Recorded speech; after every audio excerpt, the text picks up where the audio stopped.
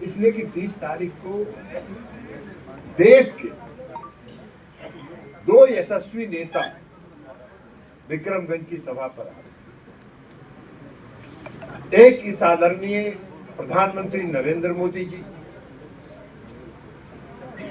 जो आत्मनिर्भर भारत के निर्माता हैं, जिन्होंने इस देश के मान सम्मान और स्वाभिमान को पूरे दुनिया में बढ़ाने का काम किया अपने 10 वर्षों के शासन में। प्रधानमंत्री नरेंद्र मोदी जी के आने के पहले इस देश के लोग जब दुनिया में किसी देश में जाते थे तो वहां के राष्ट्राध्यक्षों के सामने घुटना टेकते थे।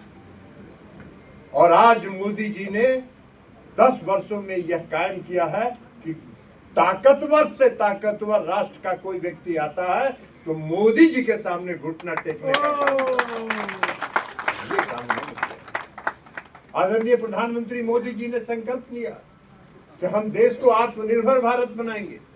आत्मनिर्भर भारत का मतलब यह था कि हम किसी के आगे हाथ नहीं फैलाएंगे, दुनिया मेरे सामने हाथ फैलाए,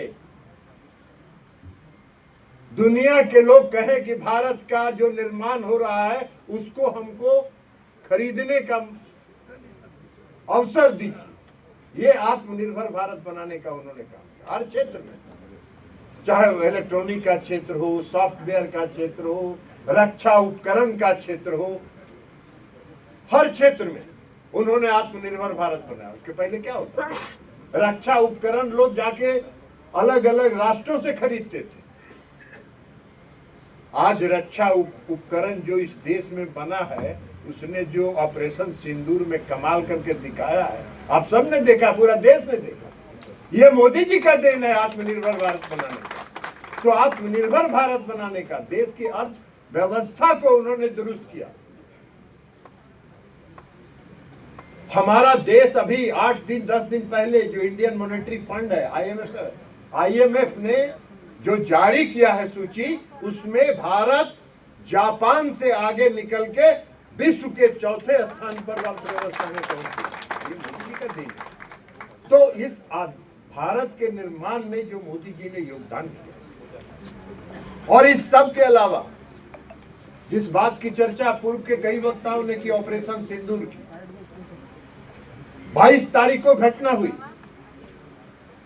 24 तारीख को इसी बिहार की धरती पर झंझारपुर में कार्यक्रम था आदरणीय प्रधानमंत्री जी का, मेरे ही विभाग का कार्यक्रम था।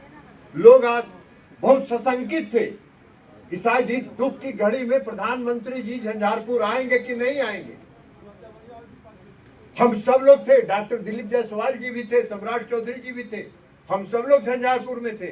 खबर आया कि प्रधानमंत्री जी का ने कहा है कि हम झंझारपुर जरूर जाएंगे और मधुबनी जरूर जाएंगे। और वो आए, और आने के बाद हम लोगों ने जब उनका चेहरा देखा तो पूरा तनाव के साथ, उस दुख में, पीड़ा में, कि हमारे देश के इतनी बड़ी संख्या में पर्यटक जो घूमने गए,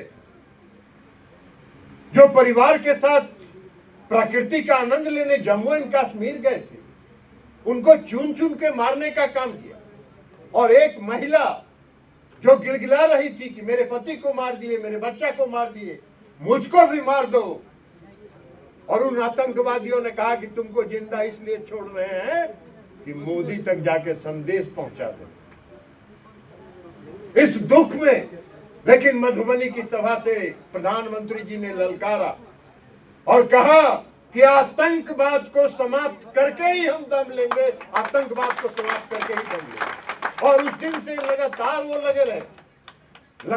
लगे रहे सेना के सभी तीनों अंग के लोगों के साथ, रक्षा विशेषज्ञों के साथ, सबके साथ बैठ के उन्होंने बैठक की। और आप सब लोग जानते हैं, उन्होंने अपने तीनों सेना को कहा कि जगह आपको तय करना है, समय आपको तय करना है, कहां हमला करना है, किसको समाप्त करना है, कैसे समाप्त करना है, ये आपको तय करना है। आपको पूरी खुली छूट है सरकार की तरफ से कि आप रणनीति बनाइए और हमला कीजिए।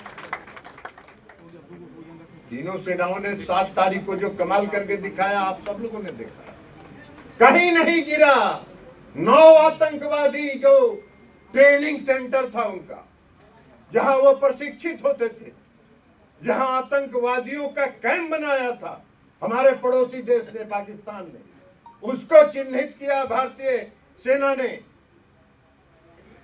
और हम उनकी धरती में नहीं गए थे, हम उनकी धरती में नहीं गए थे। हम अपनी धरती से, हिंदुस्तान की धरती से जो मिसाइल और ड्रोन हमने छोड़ा, उन 9 आतंकवादी संगठनों का जो हेडक्वार्टर था उसको ध्वस्त किया। हम उनकी सीमा में जाके मार नहीं किए थे। उनका रडार सिस्टम पूरा फेल था, उनका रडार लॉक था। ये हमारे आत्मनिर्भर भारत बनाने का और रक्षा के साथ जो प्रधानमंत्री जी ने जो आत्मनिर्भर भारत के तहत जो अपने रक्षा, देश की सुरक्षा के लिए जो तैयार किया हथियार, उसका परिणाम। हमने तो एक भी नागरिक को नहीं मारा, सीधे वो ड्रोन हमला, मिसाइल का हमला उसी आतंकवादी संगठन में हुआ। और जब यह हमला हुआ तो हम लोगों ने 8 तारीख को देखा टीवी पर कि पाकिस्तान के लोग उसी शहर में जहां आतंकवादी संगठन समाप्त किया गया, ध्वस्त किया गया, मलबा था, पाकिस्तान के लोग, नागरिक बाउंड्री के बाहर खड़ा होकर वीडियो बना रहे थे। यही इस बात का प्रमाण था कि हमारे देश के सेना ने एक भी निर्दोष व्यक्तियों को पाकिस्तान में नहीं मारा, सिर्फ आतंकवादियों को। इसलिए कि प्रधानमंत्री जी का संकल्प था कि हम आतंकवाद को समाप्त करें और आतंकवाद को जड़ मूल से समाप्त करें। लेकिन उसके बाद आप लोगों ने देखा क्या हुआ। सारे उनके जितने राष्ट्राध्यक्ष से लेके सारे सैनिक के प्रमुख थे, उस सब जनाजा जो निकल रहा था आतंकवादियों का, वहां सैल्यूट देने के लिए खड़ा था।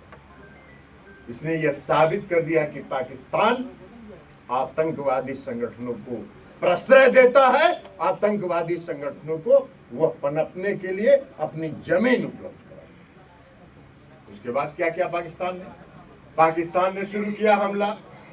और हमला जब शुरू किया पाकिस्तान ने, तो हमारे विश्वविद्यालय पर, हमारे हवाई अड्डा पर, हमारे नागरिक के रहने वाले शहरों पर ड्रोन छोड़ने का काम। और ड्रोन कहाँ का बना हुआ था? चीन का और टर्की का। चीन का और टर्की का प्रधानमंत्री जी के आत्मनिर्भर भारत के तहत बनाया गया मिसाइल उन सारे चीन के और टर्की के ड्रोन को हवा में ही उड़ा देने का काम किया। अरे दिवाली देखे हैं? दिवाली में वो बोतल बम होता है ना, वो बोतल में जो रॉकेट होता है, वो बोतल में जो रॉकेट रहता है उसमें जब माचिस लगाते हैं तो ऊपर जाके फट के झुरझुरा के गिर जाता है। वैसे ही सारे चाइना का और टर्की का जितना ड्रोन था वैसे ही हवा में ध्वस्त हो गए।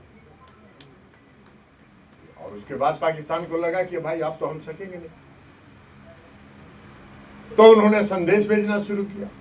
प्रधानमंत्री जी ने कहा कि ठीक है, हमारा कोई देश से लड़ाई नहीं है, लेकिन हम ऑपरेशन सिंदूर, जो आतंकवादियों के खिलाफ मेरा ऑपरेशन सिंदूर चला है, वो बंद नहीं होगा, स्थगित रहेगा। और जिस दिन हमको ये लगेगा कि पाकिस्तान फिर आतंकवादियों को प्रश्रय दे रहा है, हम आतंकवादियों को समाप्त करेंगे, यह मेरा संकल्प।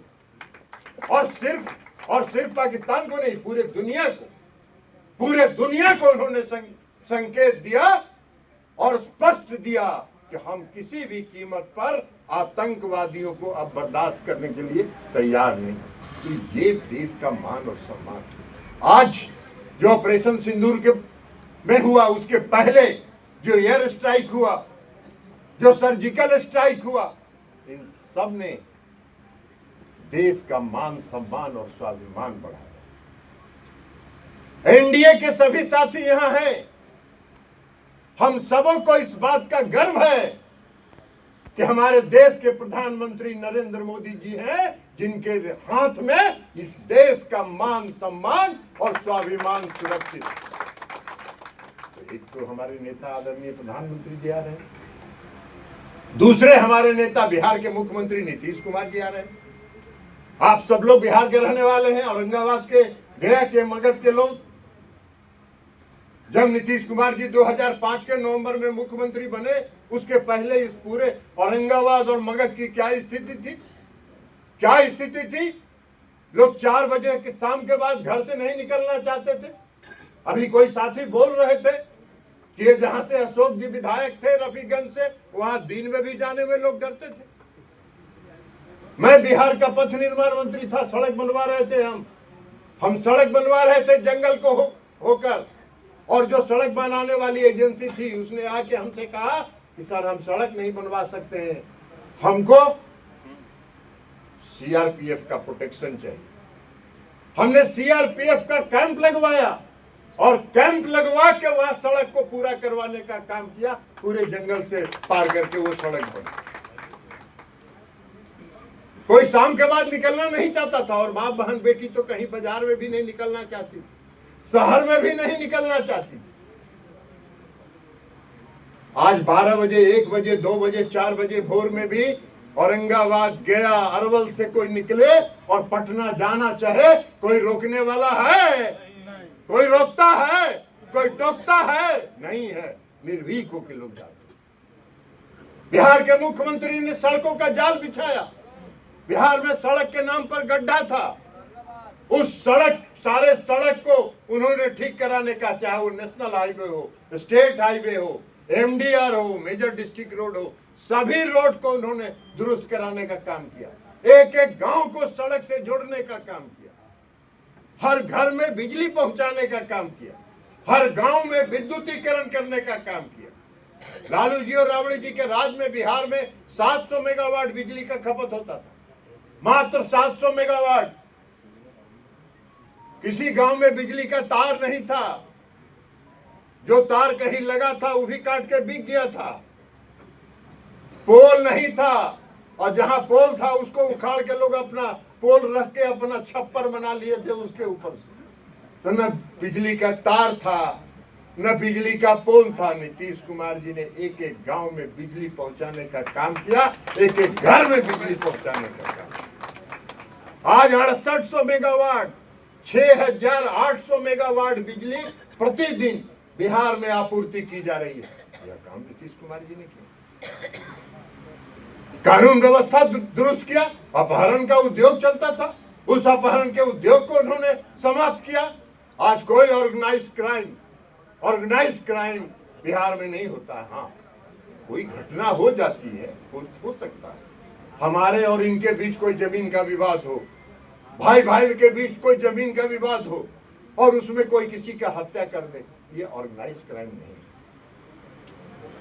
लेकिन आज बिहार में ऑर्गेनाइज क्राइम ने सब सर उठाने का बंद कर दिया। स्कूलों की शिक्षा व्यवस्था को दुरुस्त किया। पहले जब बिल्डिंग बन गया स्कूल का तो हम लोग जाते थे क्षेत्र में, लोग कहते थे कि स्कूल तो इतना बढ़िया बनवा दिए, मास्टर है ये नहीं है। पिछले कई महीनों में लाखों शिक्षकों की बहाली हो गई। अब स्कूलों में टीचरों की भी कमी नहीं। अस्पताल को दुरुस्त करने का काम किया। तो हर क्षेत्र में बिहार को विकसित करने का काम किया। और आज नीतीश कुमार जी बिहार में आधुनिक बिहार के निर्माता माने जाते हैं। आधुनिक बिहार के निर्माता माने। तो इस देश के निर्माता, इस देश के मान सम्मान और बिहार के आधुनिक बिहार के निर्माता, ये दोनों आ रहे हैं 30 तारीख को। तो हम लोग का क्या फर्ज है? क्या हम लोग का फर्ज है कि औरंगाबाद के लोगों को तैयारी के साथ जाना चाहिए कि नहीं चाहिए? अरे बोलिए ना भाई, हाथ उठा के बोलिए। कस के नहीं बोल रहे हैं, हकार के नहीं बोल रहे हैं। भारत माता की जय, भारत माता की। कै गो विधानसभा क्षेत्र है? तो 10-10 हजार आदमी जाएगा एक विधानसभा क्षेत्र से? जाएगा कि नहीं जाएगा? तो 10 गुना 6 तो 60,000 आदमी जाएगा ना। तो बढ़िया है। आज हम लोग तो न्योता देने आ गए आपको। आप एनडीए के कार्यकर्ता हैं और आपका क्या ड्यूटी है? अब गांवे गांव जाके हम लोग का न्योता गांवे गांव तक पहुंचाने का काम करिएगा कि नहीं करिएगा? ये आप ही को पहुंचाना है।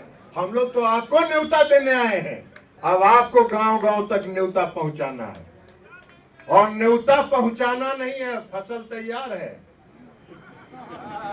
ऐसा नहीं है। फसल तैयार है, गांव गांव में उत्साह है, लोग जाने के लिए तैयार हैं।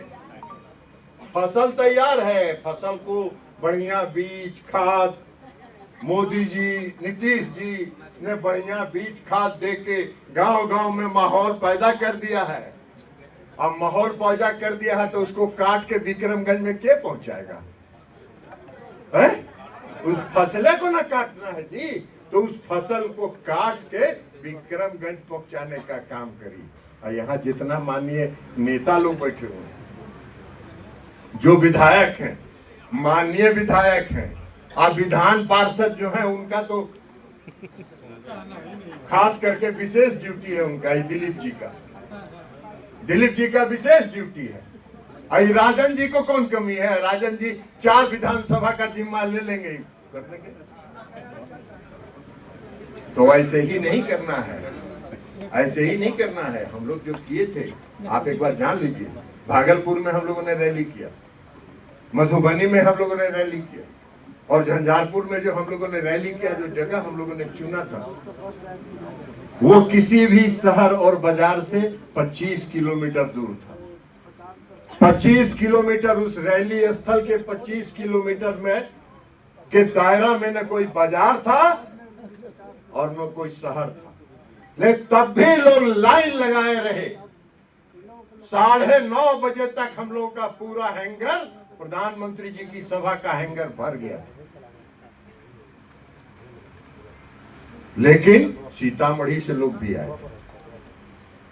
झंझारपुर से सीतामढ़ी का दूरी है 3 घंटा की यात्रा है।